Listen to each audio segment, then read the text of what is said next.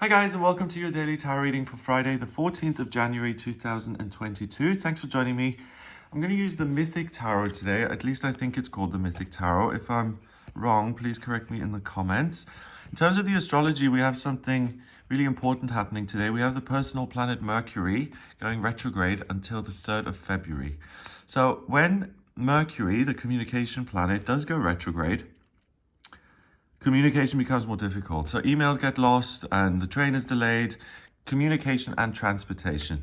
Contracts may suddenly have a clause in it that you don't notice. The TV turns itself off. The meeting has been rescheduled and you don't find out about it. It's that kind of thing. It's a nuisance. It's a scheduling thing. It's information. It's ideas being exchanged between you and other people. It's interesting because yesterday I uploaded the Daily Tarot video for yesterday. And I didn't change anything. I uploaded it as usual. And for some reason, it was published as private. And I was really busy yesterday, so I didn't look at it till earlier. And it had just been sitting there on private for ages and ages. I mean, I could be wrong. And maybe I did, unwittingly change some sort of setting. But if I didn't, then why suddenly, mysteriously, did that video go up as private and the other ones went as public? So, so I'm not saying... But it's these mysterious, weird things, like the settings in something changing themselves or some sort of an update wiping out your saved documents. It's that weirdness you can't really explain. That's often Mercury retrograde. So I'm not fully blaming Mercury retrograde. It could have been me unwittingly, ticking the wrong box. But I don't feel I did. And that's the kind of thing that can happen. So make sure you double check that everything has been delivered if you're sending something over, or double check the information, that you read things properly and that you're not getting a completely different takeaway to what you're actually reading.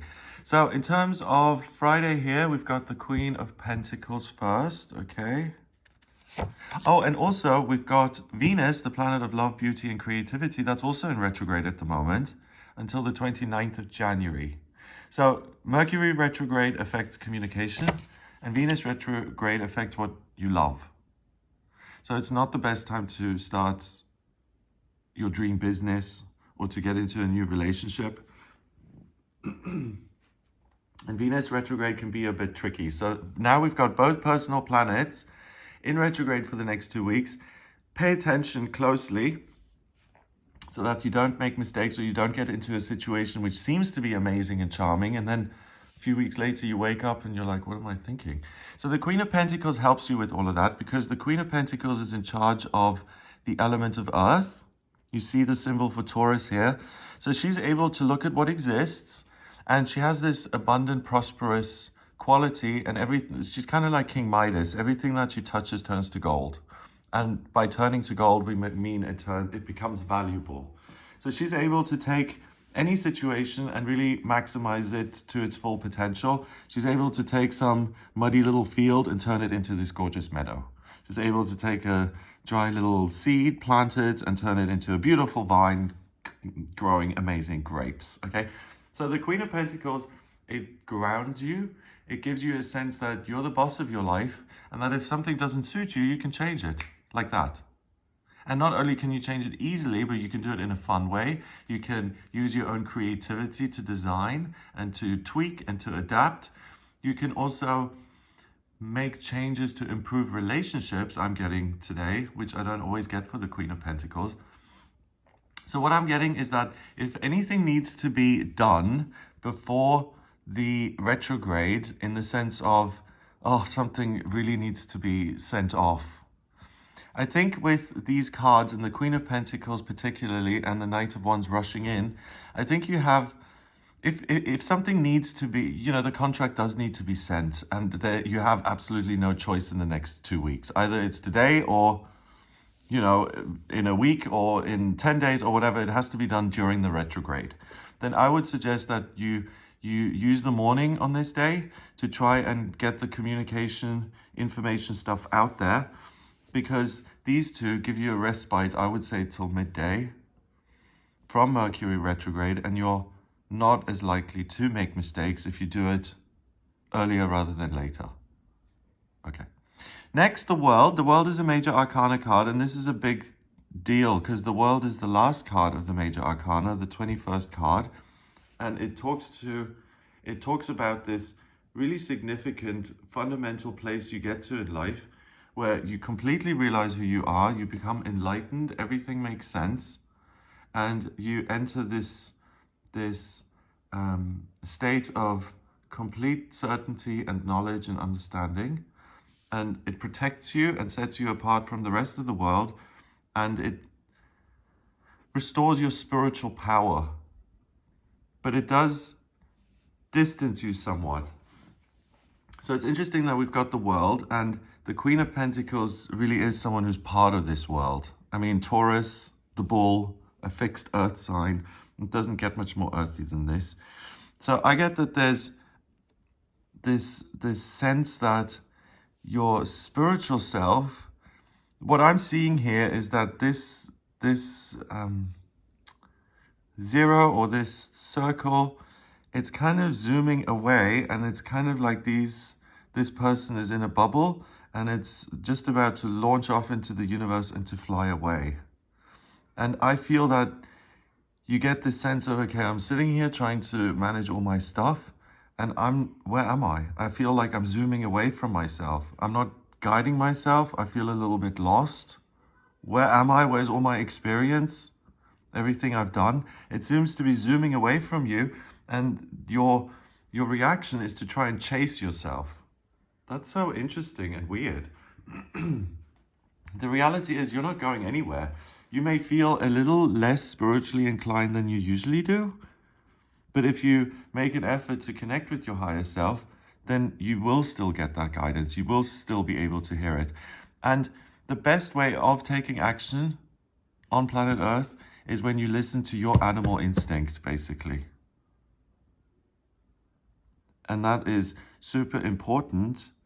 And even, I usually call that the intuition, or your higher self. It's interesting that today of all days I said animal instinct, because it's about remembering that you are a physical being who does occupy this world. But as soon as your body is there, the spiritual stuff follows anyway, because they come as a team. Same way these two come as a team. So if you feel like you're zooming away from yourself, or you feel that you're inaccessible to your own higher self, or vice versa, I think that on this day, that's the effect of the Mercury retrograde, that it makes you feel like, oh, I can't feel my higher self, so I'm on my own. And that creates some desperation, and then you rush into making mistakes. So the first thing is to realize, hey, if my body is shown up, then the spiritual stuff is guaranteed to show up as well, because they come as a package. And then to just relax into that and to say, I'm not on my own. Maybe I have to make more of an effort today, but I can still certainly tune in. I find that when I'm having a really horrible time, if I'm really struggling in my life, then I can't talk to my higher power. I can't feel it. And that's when I need it. And it used to make me very angry. It's like, what's the point of having faith in something? If it doesn't help you when the chips are down, that's when you need it. But the reality is that I can't hear it, not because the higher power, the universe, moves away. It's because I move away, and I go into a space where I'm not receptive, and I close off. And the spiritual stuff with me is the first thing that goes, and then I shift into the practical world, and I say, you have to manage it all yourself. And then something closes down. So make sure you don't close that off for yourself, because you are perfectly balanced. You are male and female, physical and spiritual. And by realizing that you represent unity on this planet called, or the planet I call planet duality, you immediately realize that you're something miraculous. Everything on this planet is black or white, or up or down, or left or right. But you're not. You're everything. You contain within yourself the physical world, the spiritual world, and it makes no sense. But that's how you've been created. So if you realize this multifaceted quality of yourself, then you can unify all of that and be protected from things like Mercury retrograde. Because what you're navigating, or what you're using to navigate your mission, is your higher self, your connection with the universe. And then you master ideas and life purpose and money and feelings. Knight of Wands is extreme. He really is passionate about something. If he doesn't get what he wants, he gets angry and miffed about it. He moves at a very quick pace. So I feel, and again, feel free to disagree with me or to give your own interpretation here, but I feel that it's much more about, something's missing. I'm going to have to rush to fill that hole in the soul. And the Knight of Wands, because he gets angry, if he's unhappy, he can fill that hole in the soul by drinking excessively or bullying someone else or getting into a physical altercation with someone. He's a soldier, right? So how does he let off steam? I think the best thing is to simply realize there's nothing to chase. And that's going to calm all of this down.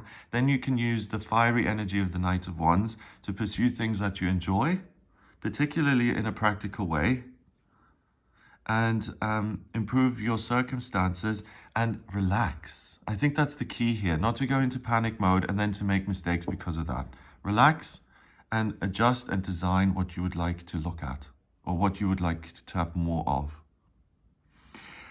People-wise, okay, the Knight of Wands is like the vibe is really butch, okay? So I'm going to try and come up with like a football player, like something that you would really... The Queen of Pentacles is fun and serene and reliable.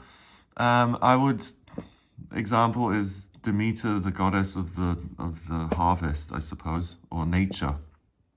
And these two, someone who is very unusual and who's going to have a tough time being accepted on planet Earth for that obvious difference.